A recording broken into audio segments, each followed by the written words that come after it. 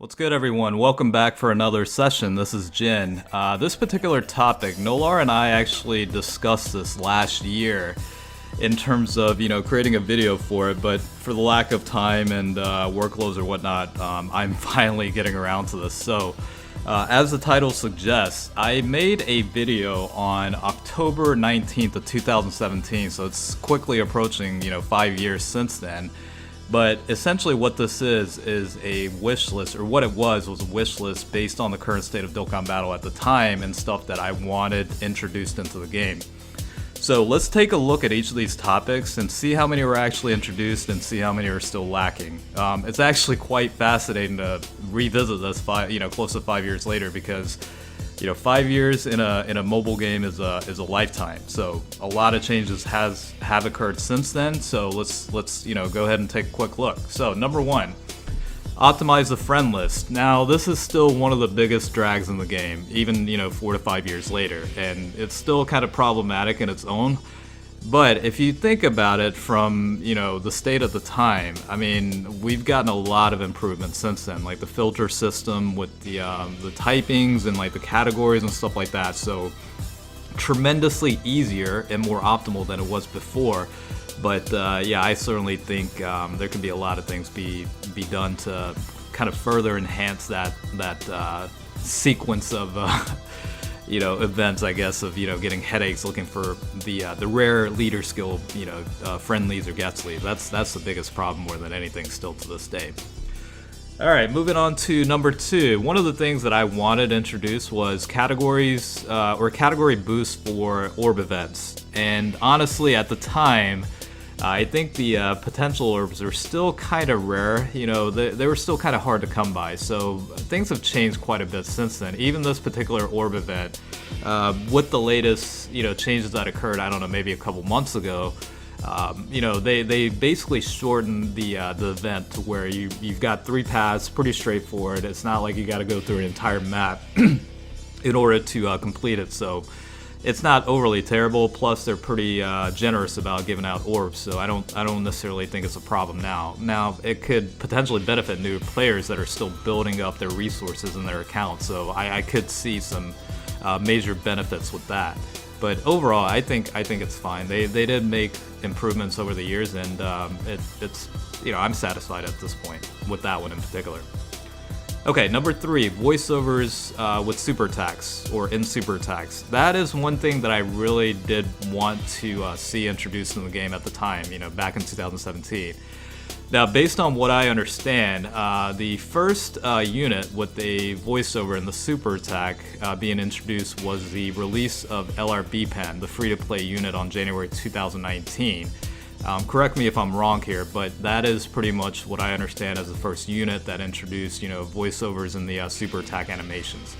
And we all know what resulted after that. I mean, the super attack animations became much more, nostalgic, appealing to the eyes, what have you. I mean, it just made it kind of overall better. So, it was a good thing. And I think one of the comments in that 2017 video was regarding the super attack voiceovers, the option to have it turned on and off would be great. I guess in sense, like you could technically kind of do that with the, removal or option to disable, the active skill animations and what have you. So I guess they kind of met you halfway there on that particular subject. So I think it's been a great thing to add voiceovers to super attacks. It kind of makes it very, very more appealing in my opinion. So that's just, what I think of it. And I'm sure a lot of people agree with that. Okay, number 4, LR guaranteed banner. I kind of included this on there back in 17, but I didn't actually think it would get rolled out. Now, what I'm referring to, as you guys I'm sure are aware, is the initial release of the Step Up banner, New Year's Step Up banner on December 31st of 2018. Back then, that was a very, very big deal. I mean, outside of that particular banner, before that, there's never been a situation where, you could essentially get at least one LR unit guaranteed. And over the course of the years with the, since 2018, they've kind of improved it over time and what have you, based on cycles or whatever the case is. So I think it's been a fantastic thing. It's kind of a good thing to look forward to every year, especially for some of the players that are lacking some of the older LRs and what have you. So yeah, it's a great thing that was introduced, and I'm very happy that they did that. Number 5, this is more or less just kind of a personal request back in the day of October 2017. I actually wanted a structure where Bandai essentially, or I guess Akatsuki, who's a developer, but both of them in co-alignment would essentially hold like a contest for people to kind of submit their ideas and kits for like new potential units. I think it's it would have been a great way to kind of have involvement and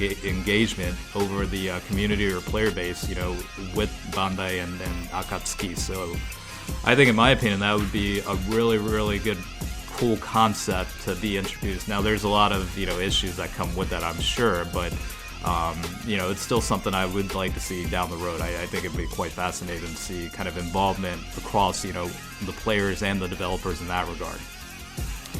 Now, number 6, the last one here, is potentially more crossovers in the future. Now, we've got stuff like Dragon Ball Fusions and Super Dragon Ball Hero collabs over the course of the past couple of years, but anything outside of the Dragon Ball franchise, we haven't seen anything since like the initial one with the One Piece crossover.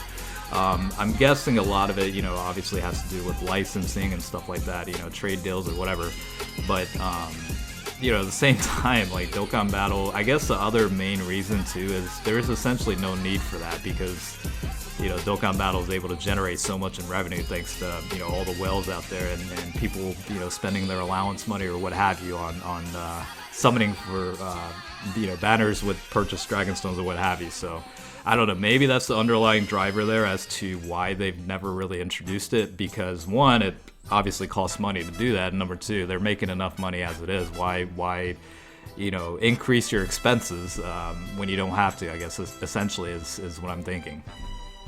Now, in closing statements, I do hope you guys enjoyed today's video. It's a nice little throwback to earlier times in the game, and I feel like I want to do this every now and then, where I kind of revisit some of the old metas or the way things were back then. And I have a couple of ideas of what I want to do. So number 1, I guess let me know in the comments, like what eras or what topics or what things that occurred early on in Dokkan Battle you want me to cover as kind of a revisitation of the topics.